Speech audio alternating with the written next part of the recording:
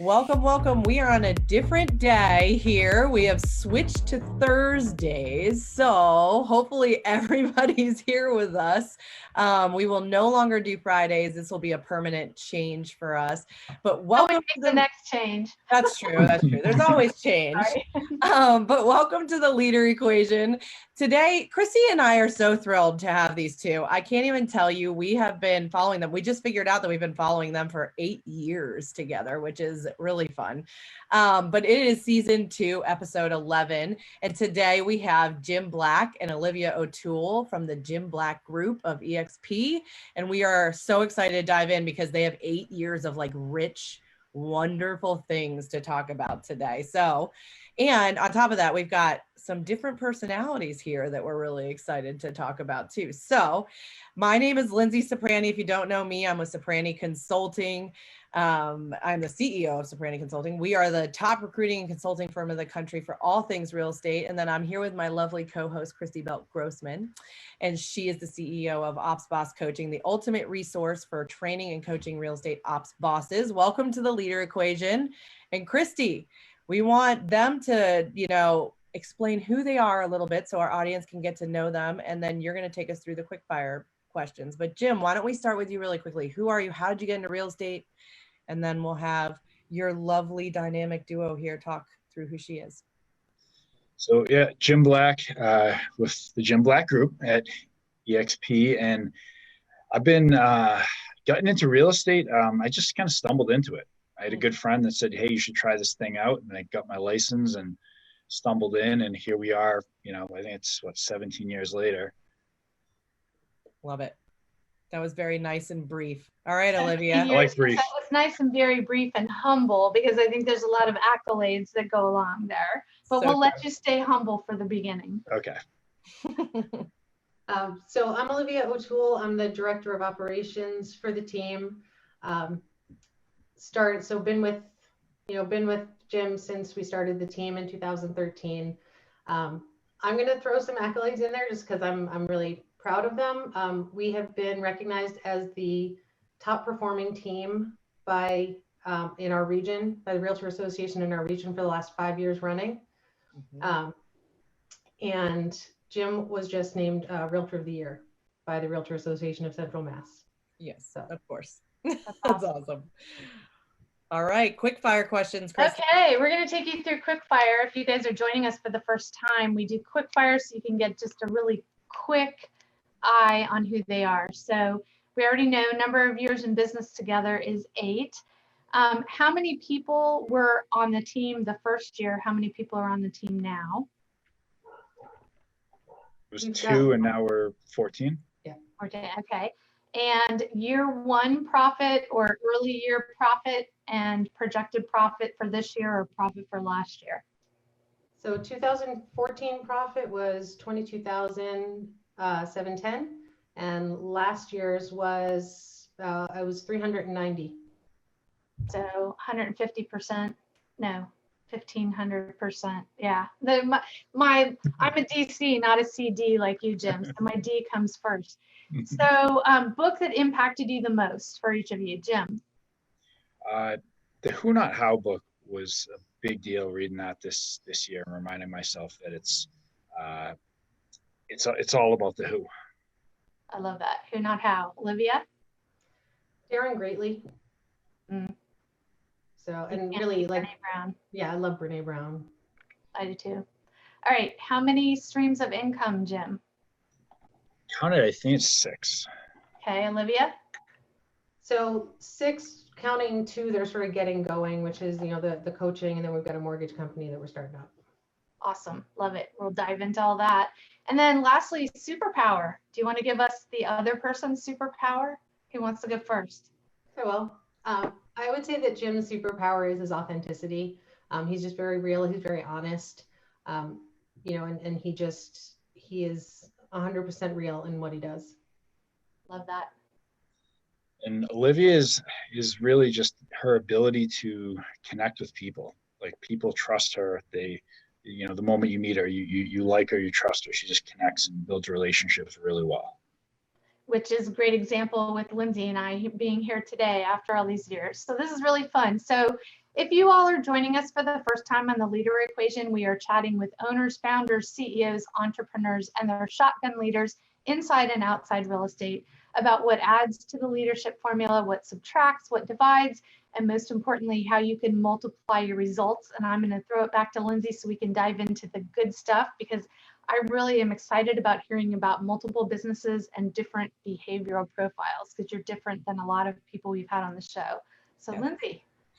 All right, so we need to know how you guys came together. How did that happen? What did that look like? And how did you guys actually know that you were going to be a good fit? Or did you know? You want to take that or want me to? I can dive into it. I mean, I started with Olivia. She had her own business doing transaction coordination, and I had hired her to do that. And I wasn't actually looking at her to hire her when I was looking for an admin for the team. And our team leader in our office suggested I talk to her. And I actually thought, why would somebody who has their own business want to work with this guy who barely is making money in this business? It seemed awful risky to me. And then, you know, and kind of the rest was history from there. She might have more input. Well, and I love that it seemed risky to you because you're a high CD, and so that didn't in your brain compute, right? I love it. All right, and Olivia, when he approached you, like what did that look like? So the interesting thing on that is that the timing could not have been better, because I had another client who was at the time my biggest client, like half of my business. And the week prior, we had, you know, decided to go out of business with each other because we just had differing ideas on what my value was. And I decided that I was going to stick with what I knew I was worth, even though it meant walking away from business. So when he walked in the door and asked if I wanted to interview with him, it was the furthest thing from risky, actually, because I was looking at, you know, half my business had just gone, you know, out the door. And also he was someone I really enjoyed working with. You know, I saw the way he treated his clients, you know, the way he treated other agents, the way he approached transactions, and I liked that. So that was something I wanted to be part of. And so when you guys first, you know, so he approached you, and then you just decided to take that leap and you guys went into business together. Did you do any interviewing at all, or was it because you already knew each other, you were good? No, we did the RS process, the recruit select. Yep. And so you got to Did know you learn each other. anything about him, Olivia, that you didn't already know after working with him through that process? I did. So as part of the, you know, he gave me his AVA to read through. And I remember I was sitting at one of my kids' soccer games and I was reading through it. And there was one part in it where it said, you know, that he's, you know, Jim is someone who's got, like, you know, he's got deep emotions, you know, he doesn't always know what to do with them. And I was like, oh my God, he's Spock. And I told him that, and he was like, I don't know what that means, because he don't watch Star Trek. So I was like, oh, all right. Oh, like, and now I don't know if we can be in business together if you don't know what Star Trek is. But, you know, honestly, like, you know, Spock is actually not a bad metaphor, because you know, Spock is a genuinely really good person, Vulcan. Person Vulcan. Wait, do you know who Spock is now? Have you watched any of it yet? No. I knew it. I'm not. I would want to know who that was, and I would go watch episodes. That's so funny to me. I love it. That's because you have I in you, Lindsay. I know. Behavioral profile stuff. That's awesome. Oh gosh. All right. Well, so you get into business together. Was it perfect right away? No. I mean, I remember I think it was like the first month or so, we had a bunch of transactions closing, and really the hiring looked like going through Recruit Select, knowing that according to that system, I wasn't a good fit for my job. She wasn't a good fit for her job. And what I did is just said, hey, we got all this stuff going on. Can you just take care of it? And we'll do this training stuff later. We'll figure it out later. Let's just like clean up the mess. And that was kind of what it looked like. And I think we were both on the same page that made sense. Back in the day with RS, that I loved charting all that out, because you guys were probably literally like the opposites, right? Yeah. Yep. It's fun. We were like perfect complements as far as that goes. But yeah, neither of us, like if you looked at, like, you know, the KPAs when those came out, we did those. Like, we're both like medium fits for our roles at best, you know. but we were perfect fits for each other. So that made it work really well. So were there a lot of fireworks in the beginning, or was it just, let's try to clean all this up and fix it up? I think one thing was I didn't have any big goals. I needed help, and Olivia was able to do the job, and she didn't have any big goals either. Like, she just wanted a job, and I needed somebody who wanted a job, and it it was it we kind of stumbled upon some success accidentally, with neither of us actually have any big plans or goals. We just wanted to both, you know, make enough money to pay our bills and be okay. Yeah, I wanted to make like 40 grand. Was your big goal? That was your big goal. Yeah. So at what point did you guys kind of realize, like, we have something really special here? Like, was that the first year, or did that take a little while? I don't know. Like, I don't know that there was one moment where I was like, wow, we have something really special. I mean, I saw, we were getting more success, we were growing, I see we were doing well. And there was a point that was, I think it was in 2015, it was shortly after I started coaching, where, there was really like a shift in how we were working together. That, I think, if there was a point, like, that was where it turned into the start of what we are now. But I always, like, I mean, there were never like fireworks. I mean, we piss each other off on a regular basis. But I've always really enjoyed working with Jim. Like, it's always been something, because even though we've had to learn how to communicate, because we communicate differently. So, sometimes we just talk in ways that the other one can't really hear, or, Jim would be quick to dismiss something, not because he was trying to be rude, because he's, moving on to the next thing. And then I was sitting there going, like, sitting over here sulking because I, didn't feel valued. Right. And then we just figured out how to have the right conversations. But there was never a point where it didn't feel like a safe place to work. It didn't feel like a place where I was valued. So I think it always was something special. I was just going to ask, did you feel comfortable and safe and able to bring those things up because you had that relationship before you got into business together directly? Or did that trust develop after you joined him and left your own company? I would say after. And I think one of the things too, like, it makes me laugh sometimes, because people, tell me they think Jim is intimidating, and I'm like, wait, what? The fact that we started sort of at the beginning together is he didn't try to act like he knew what he was doing all the time, and he didn't, try to, like, act like a big shot. He didn't act like a big shot. He didn't, act like he had it all figured out. We were always really in it together, and figuring it out. What I love about when I first met you, and I think it ties into this a little bit, and Christy would say the same thing, is I think you were more upset and more worried about not fitting the profile that you were supposed to fit, right? Like, that was like this huge, like, oh my God, like, I'm not who he needs. And you were showing up, with tears in your eyes, like, I don't know that I'm right. And I'll never forget being like, none of us are right. Like, none of us were the right ones. So you're in really good company. But, walk us through, like, and that's something I hate about assessments, right? And I hate about the fact that it puts you in these boxes.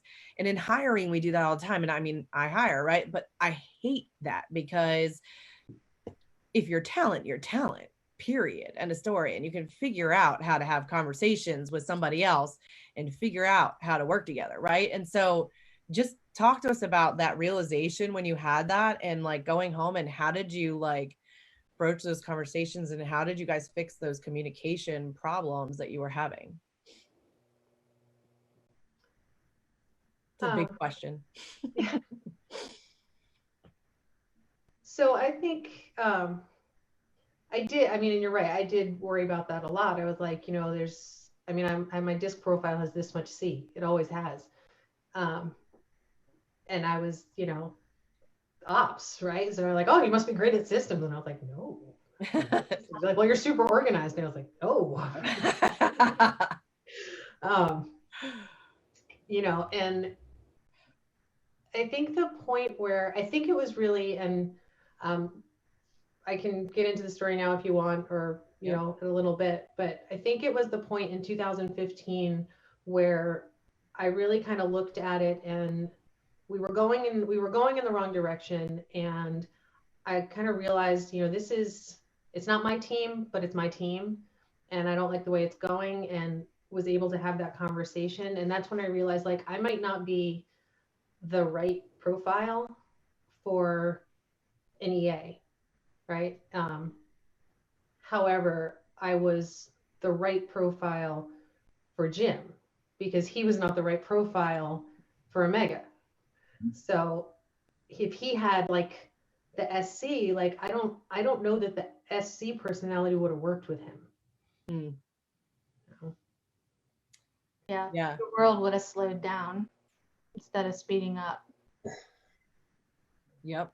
Well, and Jim, I mean, that she had, she kind of had to have thrusted you into this, like, oh my God, I have to grow and I have to change. And, when you guys had that conversation, what happened inside of you? So, I mean, that conversation, it was interesting because I remember, I mean, that was the turning point in our business where she set up an appointment, and it kind of seemed weird. It felt like I was in trouble. I didn't know what we were meeting about, but I had set these goals that didn't tie to anybody's goals. They just were like some number that was made up in the sky. Yeah. Which I don't advise. And we sat down in a room, and she said that to me. And she said, we need to, basically change everything we're doing and how we're running this business. And for whatever reason, I said, you're right. And then the next thing I said was, what do we got to do about it? Mm-hmm. And I think that was probably the pinnacle point where I think I at least outwardly voiced that it was a partnership. Mm-hmm. And I think she probably also heard me saying that it was a partnership. And that was kind of that point where we were able to move forward as not like my team, as an actual team. Mm. So that was like after about 2 years together in business? Yeah. So you had, right about that. by that time, kind of earned the right, so to speak, to have that kind of a conversation? I figured I did. Yeah. You also said you thought you might get fired too. So. Well, there was that too. So it was, we'd had these goals, and so every time we had a team meeting, we were behind. Everyone was behind all the time. Yeah. And nobody thought we could hit our goals. Nobody. So, the morale was not there. And then we had someone leave the team. And I kind of looked up and said, I've been paying attention to stuff on the admin side. I figured I had the admin side, he had the sales side. And I didn't really know what was going on the other side. So I actually asked that agent to come back just to sit and talk to me. And I sat down with her and 2 other agents who were on the team. And I was like, okay, I need the good, the bad, and the ugly. Like, what's going on? What's good? What's not good? And I wrote down a lot of stuff. And then, I reached out to Jim and I was like, can we, we need to talk about this. And I gave him all of that feedback, right? So, because I knew that if I just sat down and, said like emotionally, like, I don't like what we're doing, it would have been like, okay, whatever. But I brought a bunch of feedback, and I had no idea how that conversation was going to go. That really speaks to your superpower that Jim brought up earlier, that you have the superpower of building trust with people. Because when people leave your team, I often see that dynamic where people want the feedback, but the people leaving don't trust them enough to give them the feedback. So kudos to you for that. That's awesome. Yeah. I was going to say that same thing. It's huge. I've had people leave me, right? And it's very, no, I would never go to another team, or, whatever. If I'm just going to try to this or whatever. So the fact that those people sat down and told you all those things, it's amazing. When you went to Jim, that conversation was okay. It wasn't that scary, right? Like it didn't, like he didn't freak out. He did not. He told me later too. He's like, I don't think I would have taken that input from anybody else.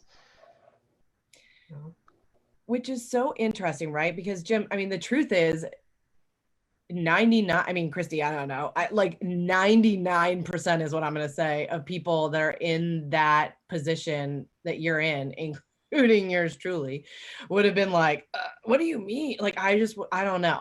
I would have reacted and then thought about it and then come back and had a normal conversation, right? Which I know you most likely don't do. You're going to sit there and analyze and be calculated, right? But like, why was it okay coming from her? And like, how did you hear that so well? Well, I think at that point I was getting outside feedback, like, you know, I'm doing really good, and my ego was growing. And I think that was part of it. And I was trying to feed that. And for whatever reason, like I heard the truth. Like when she said it, like she said something that I knew, but I wasn't able to see. And she just said it in a way that allowed me to, because the team would have crumbled had she not had that conversation that day.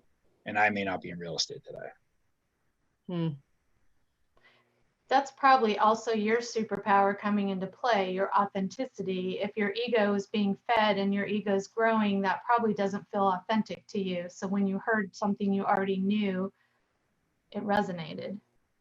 Yeah, I heard the truth, and I couldn't deny what she was saying. I wasn't gonna lie and say, okay, everything's good. It looks great, and it wasn't. It wasn't. So where did you go from there? You obviously figured a lot of things out between then and now. Where did you have to start? I think the next thing that we did is as I recall, we went and we decided to set our goals in a different way, which still works today, which is let's sit down with the people on the team and figure out what their goals are. What do they want? And then if we put that all together, we end up with a team goal. If we, for some reason, don't think that goal is sufficient to what we want as a team, then we have to figure out who we need to hire. That's a much better plan. So rather than your goal is to sell 100 houses, your goal is to sell 60, your goal is to having a dictator in a team lead role is not really going to ever work out well. Yep, very wise. Well, and Olivia, what do you remember from all those steps? Very similar? That was definitely the first step. And I won't say like right away, like we really made any other real major kind of cultural changes. I think that was really the big thing though, was that moment where, you know, we just turned around and said, okay, look, this is about what you guys want to do. And we're going to help you. You know, it stopped being about here's what the team needs to achieve and your job is to help the team achieve it. It's the team's job is to help you achieve your goals. And that's what we are today, in a big way. You know, we want the people on our team to achieve their goals. That's the agents, that's the admin, that's everybody on there. So that's part of, you know, when we're hiring is finding out what's important to people. And then over the years, like I'm a huge champion of our team culture and like a huge defender of our team culture. And we started doing like a morning meeting, and, you know, so every morning we get together for 15 minutes. We say something that we're grateful for. We just say what our goal is for the day, you know, a win from the day before. When COVID hit, that immediately went to Zoom. We never took a break on that. And when we hire, that is the biggest thing for me is I don't care if they're the best agent in the world. If their culture doesn't fit, I don't want them. So what are the 3 words that your team would use to define your culture?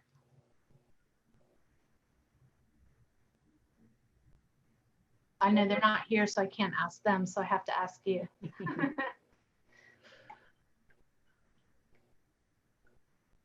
it's relationship based. which is 2 words, I know, but we're just going to make it 1 word. We'll make it a hyphenated word. So that's one. Yep. I think like open, where we're able to be open with each other, and there's nothing to really be fearful of sharing.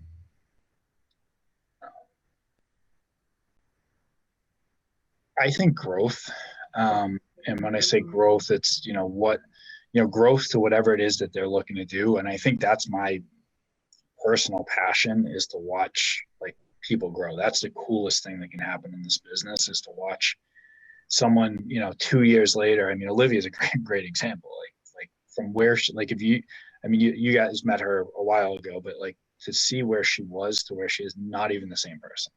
And that's the rewards of actually having a real estate business. I didn't know that was part of the what I was signing up for. Yeah. Now it becomes more exciting. Yeah.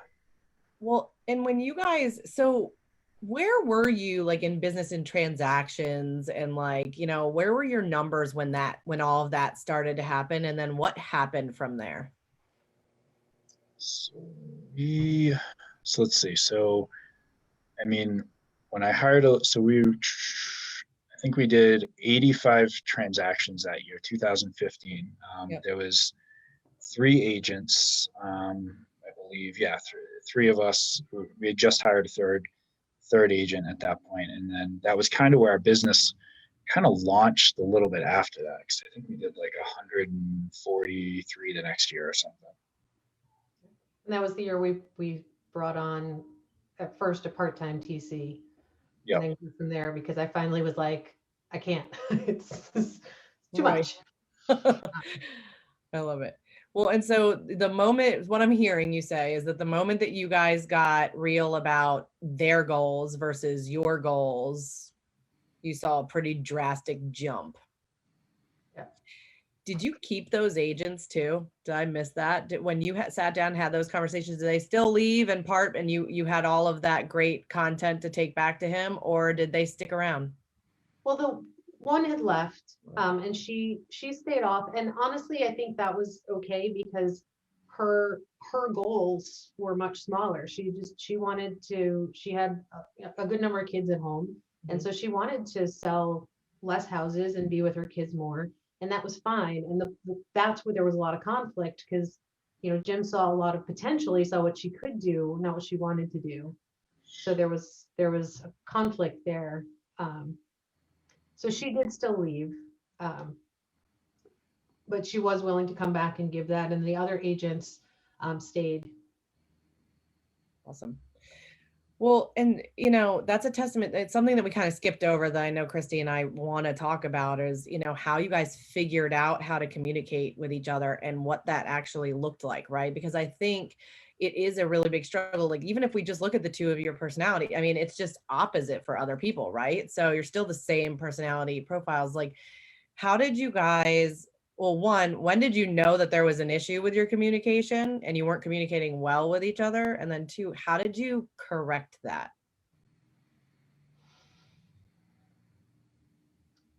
I think I realized, like, I kept getting, like, I got angry, like I kept getting angry, and then, like, sort of my process was, I'd get mad, I'd go vent to my best friend, and then I'd realize that it really wasn't that big a thing. And then I would have a conversation with him and it was fine. And I was like, well, maybe I could just skip that middle part.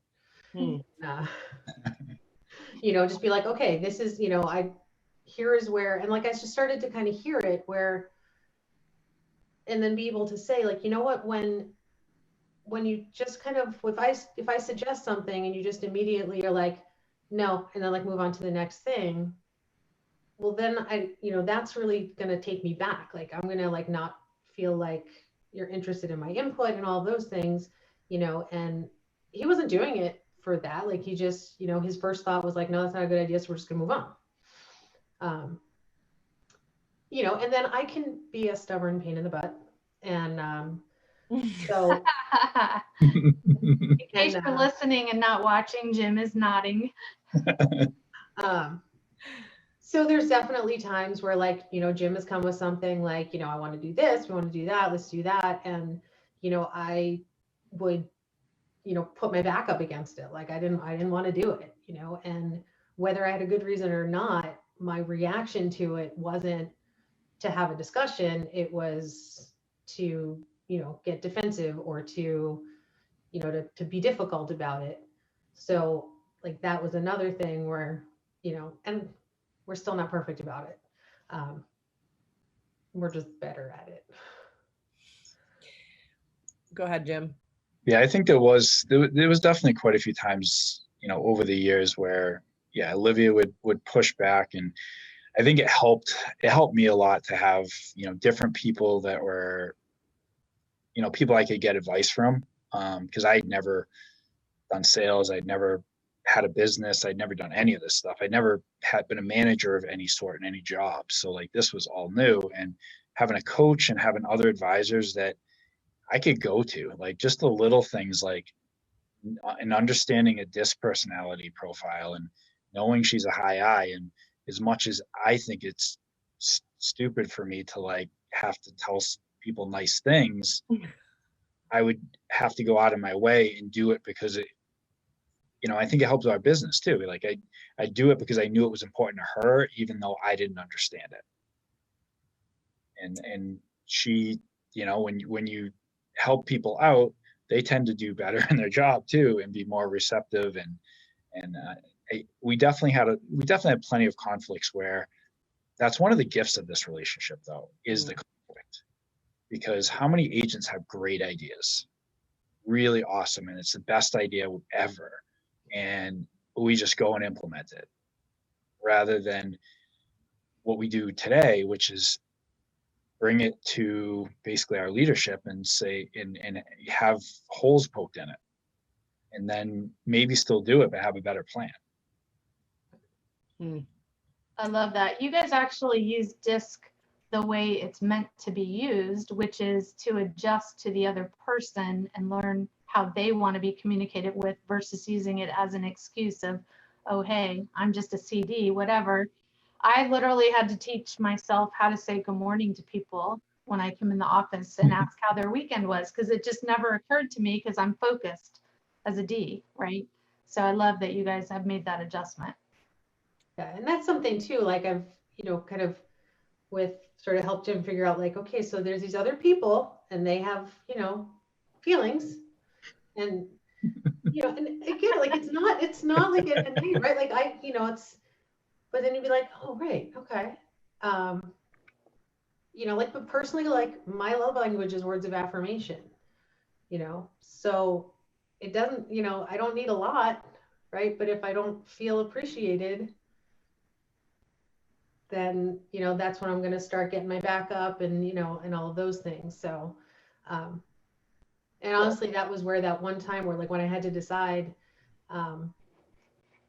if I was going to stay with another opportunity, stay with the team or stay with another opportunity. And, Jim's response was like, whatever is the right one for you, I'll support and I'll help you with whatever you need. He's like, also, I don't really know how I rebuild. It's going to take me a really long time. Like I wouldn't be here without you. And I was like, I'm staying, well, I did it on purpose, but whatever. I mean, Olivia, here's the thing. You don't need much, but you need it. How have you gotten good at telling him you need it now? Like, have you guys adjusted there, or is he just better at saying things when he knows that you need it? He definitely has gotten better about that. I remember, this was a few years ago. I remember one time I was just having a terrible day, and he posted on Facebook, like, I'm so grateful for Olivia. She, like, she does such a great job and all of that. And it totally turned my day around. Well, and so Jim, how long did it take you before realizing that like those kind of things would like do that for her, and that you just had to remind yourself a little bit to do it? Well, yeah, for a while it was other people telling me, and honestly, still today, I mean, because Olivia is a high I, like she helps remind me, like, hey, like you should tell people nice things, like you should maybe grab this person on the team and go meet with them for coffee and chat with them. So she's almost my, right at this point, like I had other people in the past kind of coaching me through that. She's kind of my how to deal with a high I coach. the I guru. was just going to ask you that on your team. Do you have all the different profiles, or do you tend to be more built like you guys are? I think we're across the board. Yeah. Yeah, we've got some very high I's. We've got some high D's. We definitely have some S's. We definitely have some C's. So yeah, we've pretty much got the whole gamut. And I think we utilize, like you said, we utilize the disc to really get those agents to understand where they're going to have challenges, not telling them whether they're right or wrong, just saying, like, you may have to stretch that rubber band a little bit in this area. You're great over here because that's naturally easier for you. If you just adjust just a little bit, you might have a little bit more success. Love that. Very cool. So let's talk through what's the best thing that you guys feel like you've done together? And then we'll go into some more challenges here, but what's the best thing you guys have done together?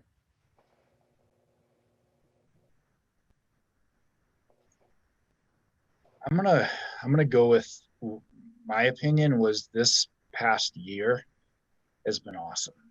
And the reason I say that is COVID hit, and we all were scrambling. I think everybody was in this business, and we went ahead, and the way that we pulled our team together, and I think we created a culture that I don't even know if it was there before to this level, by just a culture of caring. And it wasn't something I could have created on my own, and I don't know if Olivia could have either. I think we needed all of us to do it, but that was probably the proudest thing I had, was what we did to create the culture we have today. And that happened, a little over a year ago.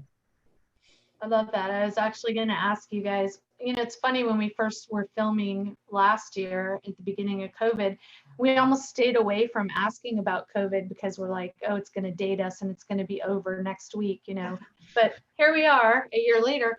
What did you guys discover about your strengths and your weaknesses during that time period as leaders?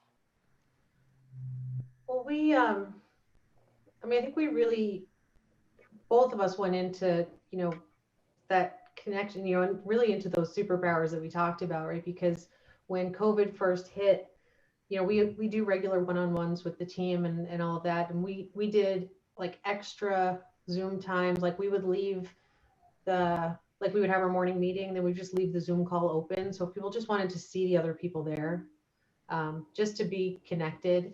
And on those one-on-ones, it wasn't about productivity. It wasn't about any of those things. It was, how are you? What can we do for you? Like, what's going on with you? And we actually were just talking a little earlier, that I think it's time to do that again, because as there's this new transition happening, which is stressful in a whole different way. So really just, I think the biggest thing was that we, first and foremost, we pulled out our budget. We made sure that, we cut what we could. We made sure we would be okay, which in retrospect, we didn't. We had our best year ever. So, but we focused on the people. We focused on making sure that everybody was okay, and that everybody had what they needed and the support that they needed. And I gotta say, like, our whole team really, really impressed me. Everyone just kept working really hard. It was tough. Everyone kept working hard. We brought people on during COVID. Our transaction coordinator started during COVID, and she's amazing. We had, an agent start during COVID, 2 agent partners. It's just, and they've become as much a part of the family and the culture as anybody else. There's no distinction there, even though they haven't, one of, like, our transaction coordinator has never worked in our office. Wow. Which, so what's really cool about that, though, is that you guys had taken a transition from, KW, the KW world, into, and you guys were engrossed in it, and then went virtual with EXP, and you were an early adopter there. And so do you feel like that helped you guys when COVID hit? Like, was it like, all right, we get this, we know? Well, we made the move 3 months after COVID hit. Were you 3 months after COVID? I thought you guys were right before it. That's so funny. No, we were, like, we had been having conversations, yeah, right around that time frame, right after it, and it was we had been having conversations a couple of years before about it, and then it was time. You know, we had thought about it, we were going to do it, and then we didn't, and then, you know, this time it was time. And I think we had realized that we had, like she was just talking about, like we had created a culture virtually that was actually better than the culture we had when we weren't virtual, which was amazing. So we had to be intentional about it. Yeah. You couldn't take any of that connection for granted. I think one of what made it sort of easier as far as that was that, you know, making the switch over to EXP was, I mean, we had our own office. We had our own, like, we really weren't tied in a lot of ways like that to KW. Like we were, you know, we're using Brivity. So, you know, we had our own website, we had our own domain for emails and all of those things. So all of that, like logistically, was very easy. We didn't have to figure out like, well, where's our office space? Because we had office space. We, you know, so none of that changed. But I do think that the world going virtual was one of the things that kind of made us look up and go, yeah, you know, it does make sense. Love that. Well, and then how did your team do with that transition? Were they good and they were following your leadership? Was there any fallout there at all? We had, I mean, we had one agent decide to, you know, stay with KW. But everybody else, I mean, what do we have, a team of 11 that moved over? I think it was 11 or 12 at the time, but everybody else moved over. And I think I think what we have, it's more like family than a team. And, you know, you go where your family goes. Yeah. And, you know, and we made sure that people were involved in it. We made sure we had conversations with people on the team and walk through whatever challenges they might have or concerns they might have had, because we do care about them. We don't want to lose them. We want to do what's best for them. And we also had the conversation that if this isn't a fit for you, we're going to help you succeed in whatever, like we'll help you connect with another team. We'll help whatever that is, if this is not a fit for you. Right. The response we got basically was, you know, we trust you. You know, if you think this is the right move, you know, then that's, and, you know, we're with you, not with KW. So,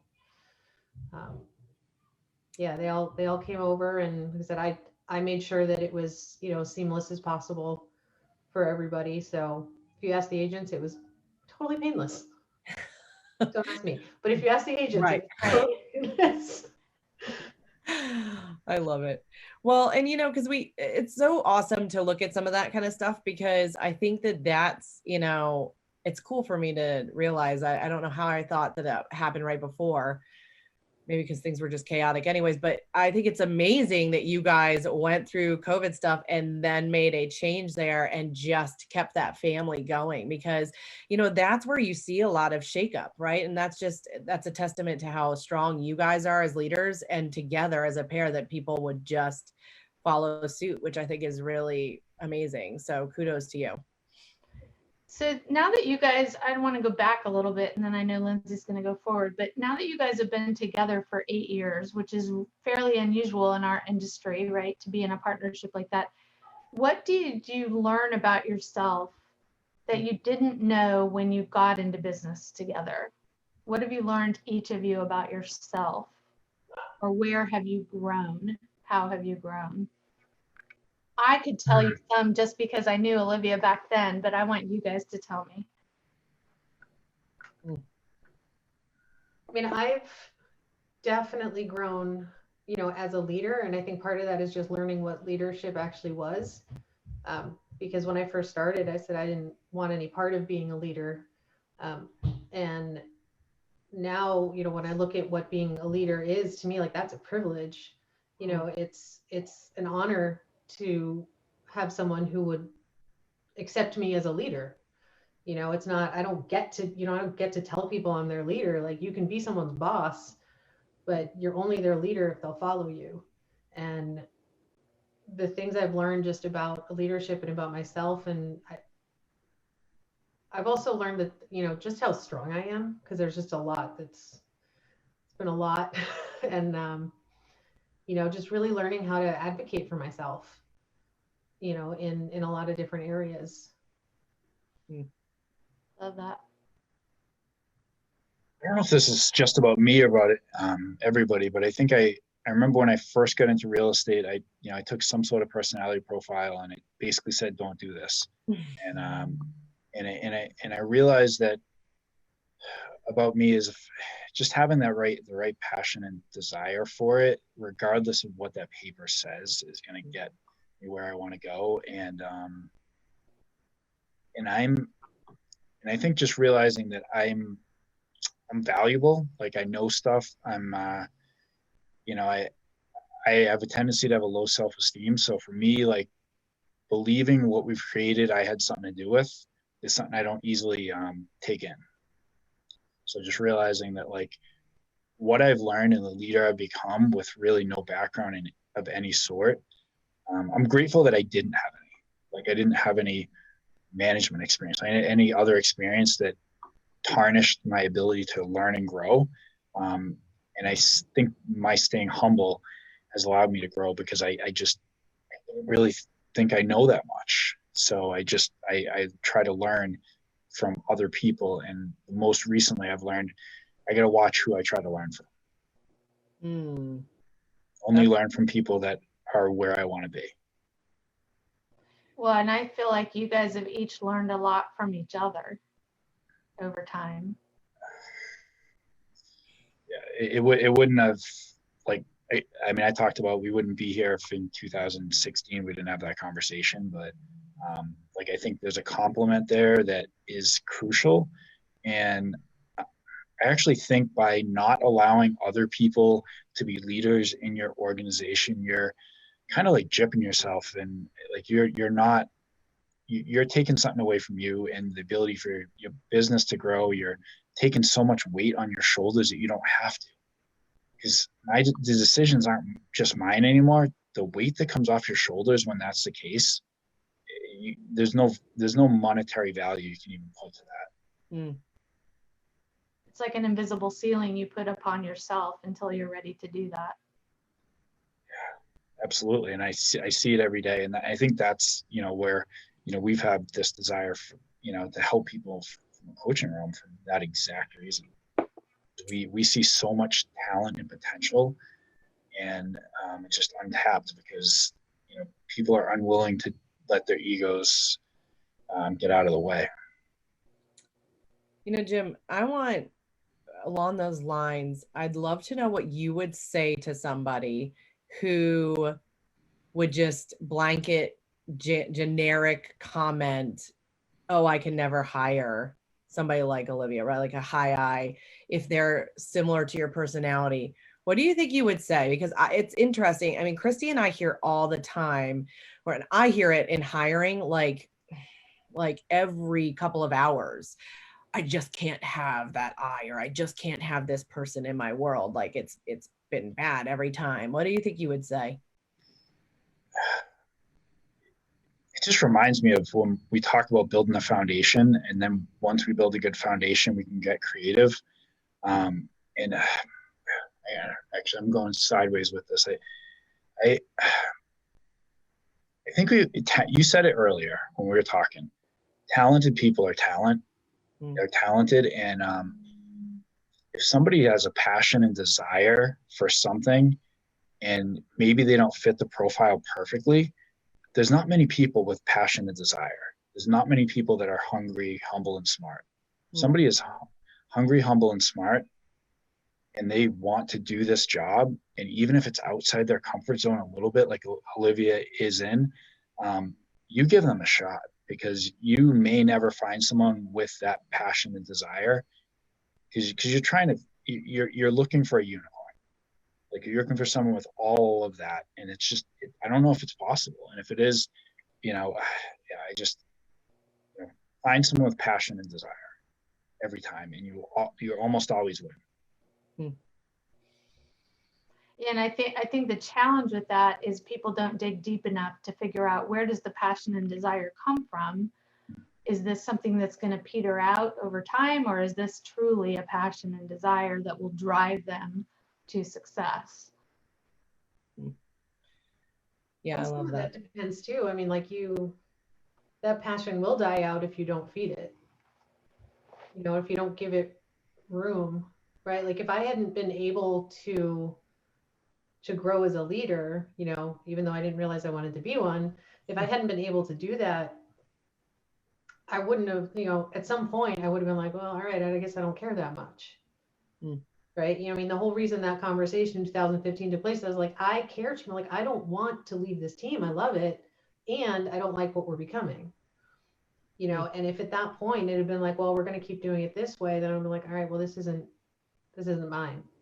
You know, so I think, you know, some of the problem too is sometimes when you have that ego is, you know, they're looking for a helper. You know, they're looking for someone to do their paperwork, you know, to do the stuff they don't feel like doing, to get that done so that they can go on and you know, do what they want to do. They're not looking for someone to grow anything with. They're not seeing that as a possibility. They're not like it's not even in their head. They don't want someone who's going to push back at them. You know, that's not what they're looking at. They're like, well, I don't want that because that person's they're gonna talk back to me and they're gonna, you know, they're gonna argue with me, and I don't want someone who's gonna argue with me. I want someone who's gonna do it my way. I'm like, well, what if your way isn't very good? Like, Right.